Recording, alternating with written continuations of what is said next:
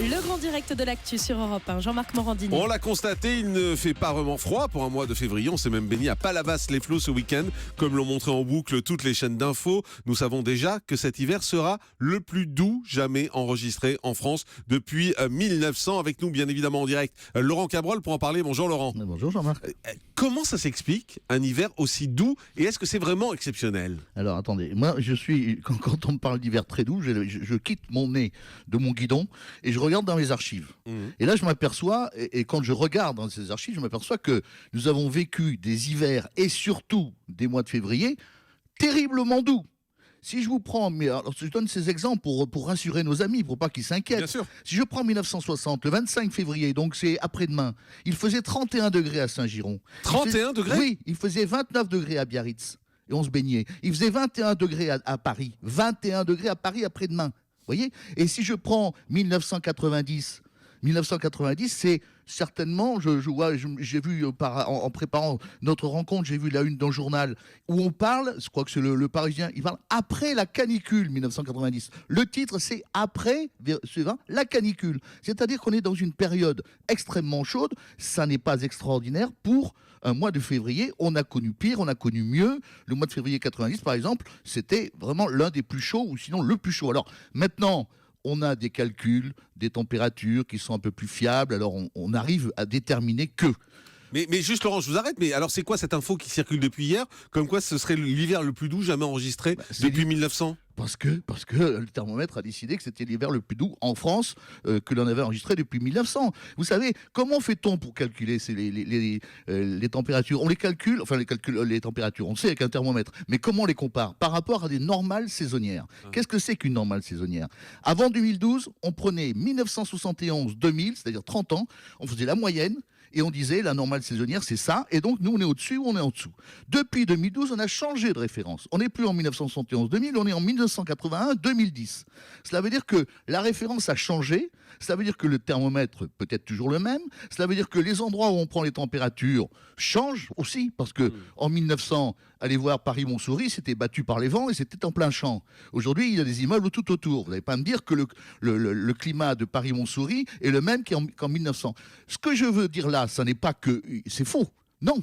Il a fait très chaud. Et on a eu un hiver très doux, et on aura un hiver très doux. Et moi, si je vous cite 1916, 1920, 1922, 1925, 1926, 1950, 58, 60, 73, tout ça, ce sont des hivers doux. Mais Laurent, est-ce que aujourd'hui l'hiver c'est terminé ? On peut dire on n'aura pas de vague de froid, on va pas se prendre une vague de froid là maintenant qui va tout plomber. Non, on peut pas le dire. On peut imaginer encore qu'il y aura une vague de froid. C'est possible encore. Oui, ce que je voudrais dire, c'est qu'il y a une explication à la douceur de notre hiver.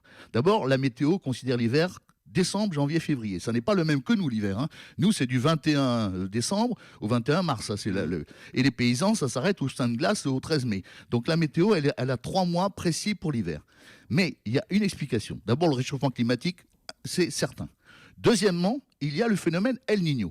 Alors El Niño, je vais l'expliquer en une seconde ou une minute, et vous allez voir, tout le monde va comprendre. C'est facile. Vous avez le Pacifique. Au milieu du Pacifique, d'un seul coup, il y a une bouilloire qui se met à jaillir. La température du Pacifique s'élève de manière considérable et de part et d'autre du Pacifique, en Indonésie et au Pérou, le temps change, le temps s'inverse. En Indonésie, fin des pluies et les incendies, au Pérou, fin de l'eau froide, l'eau chaude. Et vous avez les vents qui s'inversent et le temps qui s'inverse. Donc, le temps du Pacifique a modifié totalement le climat de tous les pays qui sont autour de cet océan. Et depuis la nuit des temps, existe le El Niño. Ce qu'il a existé, il a toujours existé. Bien avant, déjà, au Moyen-Âge, il existait aussi. Alors, que se passe-t-il ? On sait que quand il y a El Niño, le temps, la météo sur l'Amérique et l'Europe de l'Est, l'Afrique de l'Est, change. On ne savait pas qu'il pouvait changer en Europe.